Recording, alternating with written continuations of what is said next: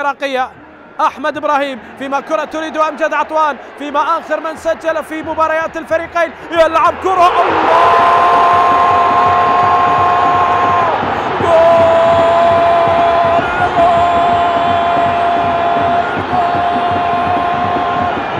على طريقة الكبار بطريقته الخاصة بوصفه الخاص.